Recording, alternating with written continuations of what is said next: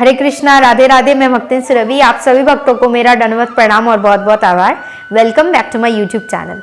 आज है 1 जनवरी 2022। आज मैं ये वीडियो बना रही हूँ न्यू ईयर के दिन। तो wishing a very wonderful new year to you and your family from me and my family. मैं भगवान से प्रे करती हूँ आपका ये नया साल बहुत अच्छा जाए, गुड हेल्थ रहे, सक्सेस मिले आपको, भगवान की बहुत सारी कृपा आपके ऊपर बनी रहे और आपके पूरे परिवार के ऊपर बनी रहे और भगवान ढेर सारा कृपा और आशीर्वाद आपके ऊपर बरसाते रहे। तो चलिए आज का वीडियो स्टार्ट करते हैं। आज का वीडियो आपको टाइटल पढ़ के पता चल ही गया होगा। आज का वीडियो है धाम अपराध के बारे में। मैं खुद भी धाम में रहती हूँ, तो आप सबको लगता होगा कि धाम में रहना बहुत आसान है या धाम में आप रहते हो तो आपका बहुत सौभाग्य है। सौभाग्य तो है, वो पता नहीं कितने जन्मों का तपस्या किया था कि राधा रानी ने मुझे अपने धाम में स्थान दिया है। लेकिन साथ ही साथ धाम में रह के आपको बहुत केयरफुल रहना पड़ता है, बहुत सतर्क रहना पड़ता है।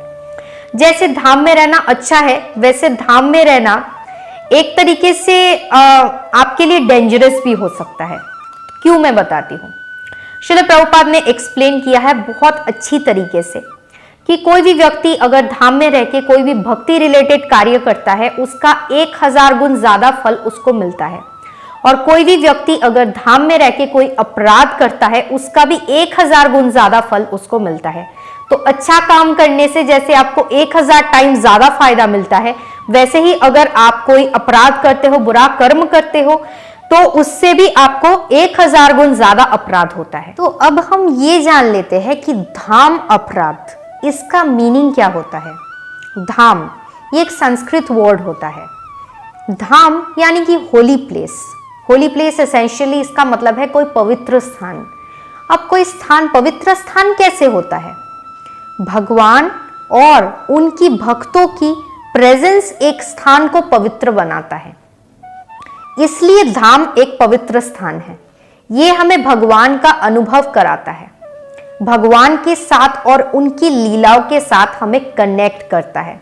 आप एक बार सोच के देखिए, आप जब राधा कुंड जाते हो, आपके माइंड में ये सबसे पहले आता है राधा कुंड के पीछे की लीला क्या है, राधा कुंड कैसे प्रकट हुआ था, राधा कुंड में स्नान करने का फल क्या है, राधा कुंड में क्या क्या लीला हुआ था, कुसुम सरोवर में क्या क्या हुआ था। आप जिस भी स्थान में जाते हो, आपको तुरंत एक माइंड में वो स्ट्राइक करता है कि यहाँ पे भगवान ने क्या क्या लीला किया था।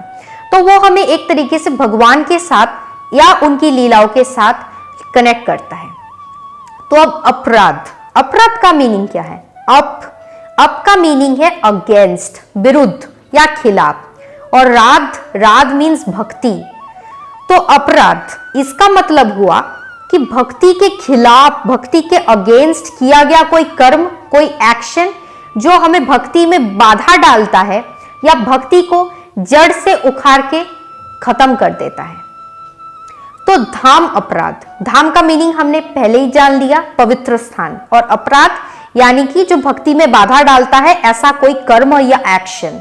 तो धाम अपराध यानी कि ऐसा कोई अपराध करना, ऐसा कोई एक्शन लेना पवित्र स्थान में, धाम में, जो हमें भक्ति जीवन में बाधा डालता है या भक्ति जीवन को पूरी तरीके से खत्म कर देता है। तो अभी हम धाम अपराध के बारे में 10 ऐसे पॉइंट्स जान लेते हैं कि धाम अपराध कैसे होता है। पहला पॉइंट है धाम को टेम्पररी समझना। धाम को टेम्पररी समझना भी एक अपराध है। धाम महिमा पढ़ के हमें समझ आएगा कि धाम का सृष्टि कब हुआ था, कैसे हुआ था और धाम कब तक रहेगा। भगवान नित्य है और भगवान की शक्ति, उनका भक्त, उनके पार्षद और उनकी लीला और उनका धाम भी नित्य है। भगवान जब भी इस संसार में लीला करने आते हैं, वो अपनी शक्ति, अपने पार्षद, अपनी लीला और अपने धाम को साथ में लेके ही आते हैं। ऐसा कभी आपने देखा है कि भगवान लीला करने इस संसार में आए हैं अपने धाम के बिना? भगवान हमेशा अपने धाम के साथ साथ ही यहाँ पे लीला करने के लिए आते हैं। इसलिए ये सोचना बड़ा अपराध है कि धाम टेम्पररी है, आज है कल नहीं है। धाम युग युगों से यहीं पे है और अंत तक रहेगा। जब जब भगवान यहाँ पे लीला करने आएंगे, वो अपने धाम को साथ में लेके आएंगे। इसलिए ऐसा सोचना बहुत बड़ा अपराध है कि धाम एक टेम्पररी प्लेस है। सो हमारा सेकंड पॉइंट है अलग अलग धामों को कंपेयर करना और उनको एक दूसरे से डिफरेंट समझना। फॉर एग्जाम्पल वृंदावन, मायापुर और जगन्नाथपुरी को डिफरेंट समझना और एक दूसरे से कंपेयर करना।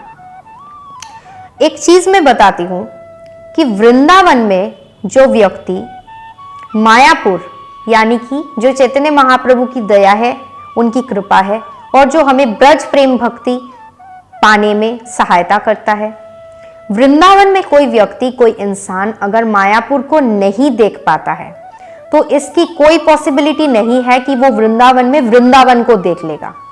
जो इंसान वृंदावन में वृंदावन को देख सकता है वो डेफिनेटली वृंदावन में मायापुर को भी देखेगा। तो हम लोग अक्सर ये गलती कर बैठते हैं, अपराध कर बैठते हैं, गलती नहीं, कि हम एक धाम से दूसरे धाम को कंपेयर करते हैं। वृंदावन से जगन्नाथपुरी को कंपेयर कर दिया, अरे वृंदावन ज्यादा सुपीरियर है जगन्नाथपुरी से, जगन्नाथपुरी ज्यादा सुपीरियर है वृंदावन से, जगन्नाथपुरी ज्यादा सुपीरियर है। ऐसे हम एक धाम से दूसरे धाम का कंपैरिजन करते हैं। इससे भगवान बहुत असंतुष्ट होते हैं, बहुत डिससैटिस्फाइड होते हैं कि ये भक्त है कि ये मेरे धाम का अपमान कर रहे हैं, कि एक दूसरे को कंपेयर कर रहे हैं कि ये धाम ज्यादा सुपीरियर है, वो धाम कम सुपीरियर है। तो ऐसे धाम को कंपेयर नहीं किया जाता है। सब धाम का अपना अलग अलग इंपॉर्टेंस, अलग अलग महत्व होता है। इसलिए अगर हम ये गलती करते हैं, अपराध करते हैं, तो इसको करना बंद करना होगा, क्योंकि ये बहुत बड़ा अपराध है धाम के प्रति। सो पॉइंट नंबर 3 है धाम में रह के पाप करना। तो जैसा मैंने पहले कहा है कि धाम में रह के अगर आप कोई भी अच्छा कर्म करते हैं, भक्ति रिलेटेड कर्म करते हैं, तो उसका आपको डबल फल मिलता है। सपोज आप एक नॉर्मल प्लेस में 16 माला जप करते हो और सेम 16 माला जप आप एक धाम में जाके करते हो, तो आपको डबल बेनिफिट मिलता है, डबल फल मिलता है। और इन द सेम वे जब आप धाम में जाके पाप करते हो, अगर आप 1-2 दिन के लिए भी गए, वहां जाके आपने अवैध संग किया, इलिसिट रिलेशन किसी के साथ आपने बनाया, या फिर आपने नशा किया वहां पे जाके, कुछ ऐसा पाप कर्म आपने वहां पे जाके किया, तो इसका भी फल आपको दुगना ही मिलेगा, डबल ही मिलेगा। ऐसा नहीं कि सिर्फ जो अच्छा कर्म करने से डबल फल मिलेगा, बुरा कर्म करने से सेम फल मिलेगा, इसका भी आपको डबल सजा मिलेगा। तो अवैध संग वैसे भी नहीं करना चाहिए, किसी भी जगह पे नहीं करना चाहिए, धाम में तो बहुत दूर की बात है। और ये बहुत गंदी बात है, मैं कहूंगी गंदी बात है। और ऐसे जो करते हैं वो भक्त नहीं होते हैं, भक्त ऐसे काम नहीं कर सकते हैं। लेकिन अगर कोई इंसान नॉर्मली भी धाम में आके ये सब काम करते हैं, अवैध संग करते हैं, तो भगवान उनसे बहुत असंतुष्ट होते हैं। और भक्ति जीवन में अगर रह के करते हैं तो भक्ति जीवन उनका नष्ट होना ही है, इतना तो गारंटी है। तो ये कितना डेंजरस है, इसके ऊपर मैं एक दिन एक डिटेल में वीडियो बनाऊंगी कि अवैध संग करना कितना डेंजरस है, अपने लिए भी नुकसान है और भगवान से कितना दूर होते जाते हैं वो लोग। तो इसके ऊपर डिटेल में वीडियो बनाऊंगी। पर ये धाम में आके कोई भी पाप कर्म करना, ये एक अपराध में आता है, धाम अपराध में आता है। सो पॉइंट नंबर 4 है धाम में रह के डीटी वर्शिप या हरि नाम के नाम पे बिजनेस खोल के पैसा कमाना। तो ये भी बहुत बड़ा अपराध है। वैसे धाम में नहीं, किसी भी जगह में हरि नाम के नाम पे बिजनेस खोल के पैसा नहीं कमाना चाहिए। ये बहुत बड़ा अपराध होता है नाम के प्रति, और धाम में रह के करते हैं तो धाम और नाम दोनों के प्रति।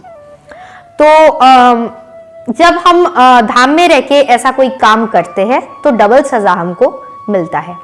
हमारे जीवन का मेन बिजनेस है, मेन मोटिव है भगवान को संतुष्ट करना, भगवान की सेवा में अपना सब कुछ लगा देना, ना कि भगवान को और उनके नाम को आगे रख के बिजनेस करना और पैसा कमाना। ये एक भक्त को शोभा नहीं देता है। और धाम में बहुत सारे लोग इसका फायदा उठाते हैं कि ये टूरिस्ट प्लेस है, यहाँ पे बहुत सारे लोग आते हैं, तो भगवान के नाम को ही बिजनेस बना के पैसा कमाया जाए। तो ये धाम अपराध में आता है। ये मैंने नहीं बनाया है, ये शास्त्र में लिखा हुआ है कि कौन कौन से धाम अपराध है। तो ये भी एक धाम अपराध में आता है। हरि के नाम पे बिजनेस, हरि नाम पे बिजनेस खोलना या डीटी वर्शिप पे बिजनेस खोलना और उससे पैसा कमाना, ये बिल्कुल भी नहीं करना चाहिए। सो पॉइंट नंबर 5 है धामवासियों के प्रति अपराध करना। तो हम कई बार ऐसा देखते हैं कि धाम में आके लोग जो धामवासी है वो तो ऐसा नहीं करते हैं, लेकिन जो बाहर से आते हैं वो लोग क्या करते हैं, बंदर को देख लिया, कोई बंदर को ऐसे ही छेड़ दिया, उसको पत्थर फेंक के मारा। कोई डॉग जा रहा है रास्ते से, उसको पत्थर फेंक के मार दिया, उसने तो कुछ कहा ही नहीं हमसे, उसको हमने मार दिया, ऐसे ही उसको तंग कर दिया। तो वृंदावन में, मैं वृंदावन का ही एग्जाम्पल दे रही हूं, और भी धाम है, सभी धाम की यहाँ पे बात हो रही है। तो आप ये सोच के देखिए कि कोटि जन्म तपस्या करने के बाद आपको वृंदावन में एक कदम रखने का मौका मिल रहा है, जहां वृंदावन में प्रवेश करने के लिए आज भी सारे देवी देवताएं तपस्या कर रहे हैं। उस वृंदावन में इन पशु पक्षियों को जन्म मिला है, चाहे वो बंदर हो, चाहे वो कुत्ता हो, चाहे गाय हो, कोई पक्षी हो, कोई भी हो, उनको यहाँ पे जन्म मिला है। तो उनको आप कोई ऑर्डिनरी मत समझिए, उनको साधारण मत समझिए। उन्होंने कोई छोटा सा अपराध या छोटा सा कुछ ऐसा किया होगा जिसके कारण उनको धाम में ही दोबारा जन्म मिला है, लेकिन वो कोई ऑर्डिनरी आप जैसे समझ रहे हो कि अरे ये एक बंदर है, इसको मार दूं, ऐसे ही आप मार देते हो, उसको तंग करते हो, तो भगवान आप पे बहुत असंतुष्ट होते हैं, भगवान आपसे बहुत क्रोधित हो जाते हैं, क्योंकि भगवान ये कभी भी नहीं सहते हैं कि उनके धामवासियों को हम किसी भी तरीके से तंग करें, उनको कुछ गलत बोले, ये भगवान कभी भी सहन नहीं करते हैं। इसलिए धाम में आके हम ब्रजवासियों के प्रति भी अपराध करते हैं, अरे ये बहुत जिद्दी है, ये बहुत गुस्से वाले हैं, ये गंदे हैं, ये अच्छे नहीं है, ऐसा बोल के, ऐसे वर्ड्स का इस्तेमाल करके हम उनके चरण में अपराध करते हैं। तो धाम की महिमा को समझते हुए हमें यह समझना होगा, जैसे हम जगन्नाथपुरी के बारे में पहले ही हमने पढ़ा था कि जगन्नाथपुरी में चतुर्भुजी, जो जगन्नाथपुरी में पास करते श्रीक्षेत्रवासी, वो चतुर्भुजी वैकुंठवासी का रूप धारण करते हैं, जो देख के देवताएं भी नमन करते हैं, प्रणाम करते हैं।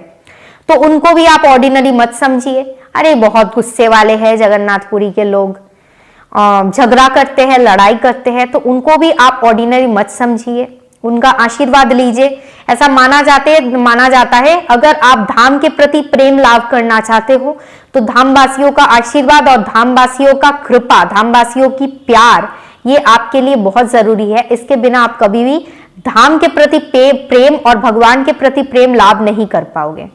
सो पॉइंट नंबर 6 है धाम में रह के सांसारिक कर्म करना या मटीरियल एंजॉयमेंट में लिप्त हो जाना। तो सभी कार्य सांसारिक है when we remove Krishna from it, और कोई भी कार्य कृष्ण भवनामृत हो जाता है when we keep Krishna in the centre.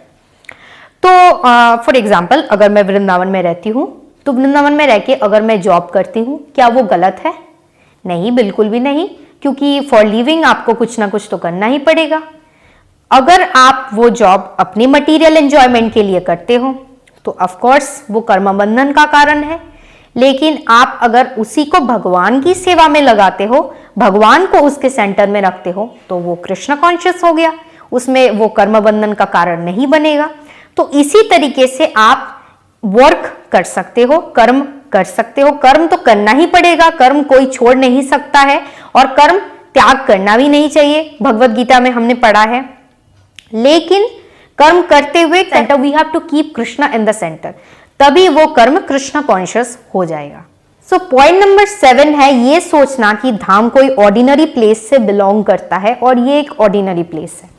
For example, ऐसा सोचना कि वृंदावन यूपी से बिलोंग करता है तो यूपी के अंडर में है, इसके कंट्रोल में है। जगन्नाथपुरी ओडिशा से बिलोंग करता है, इसके अंडर में है, इसके कंट्रोल में है।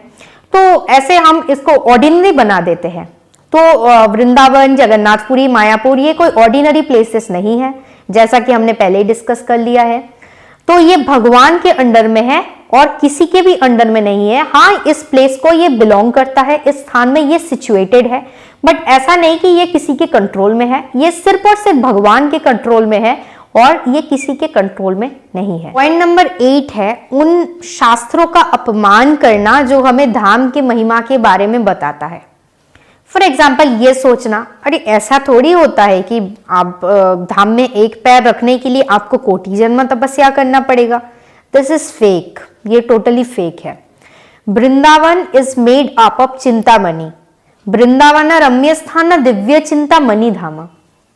तो अब कोई बोल सकता है कहाँ चिंतामणि, मैं गई थी वृंदावन, मुझे तो नहीं दिखा चिंतामणि। यहाँ तो नॉर्मल रोड है, ईंटों से बना हुआ मकान है, ईंटों से बना हुआ बिल्डिंग मंदिर सब है, तो कहाँ चिंतामणि है? ये फेक बुक है, फेक लिखा हुआ है। ऐसा विचार मन में लाना भी अपराध है। नंबर 9 है धाम के महिमा को काल्पनिक या इमेजिनरी समझना। जैसे निधिवन का एग्जाम्पल आप ले लो, निधिवन में आज भी ठाकुर जी लीला करते हैं और बहुत सारे लोग उसका मजाक उड़ाते हैं। ऐसा थोड़ी हो सकता है, फेक है, अफवाह फैलाया गया है, ये बिल्कुल फेक है, ऐसा हो ही नहीं सकता है, ऐसे थोड़ी ना होता है।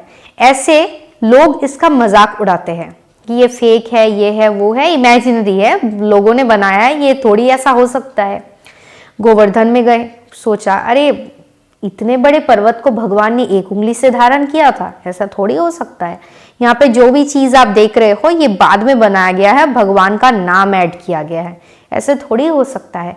तो ये सारे चीजें मन में लाना, इनका ख्याल भी आना, ये भी अपराध है। बोलना तो बहुत दूर की बात है, ये सारे चीजें मन में लाना भी अपराध है। Point number 10 and last point is, जिस गुरु ने हमें वृंदावन के बारे में बताया उसका अपमान करना। तो जिस गुरु ने हमें कृष्ण प्रेम भक्ति प्रेम लता प्रदान किया, चाहे वो शिक्षा गुरु हो या दीक्षा गुरु हो, उसी से तो हमें पता चला कि वृंदावन क्या है, मायापुर क्या है, जगन्नाथपुरी क्या है, सभी धाम के बारे में पता चला।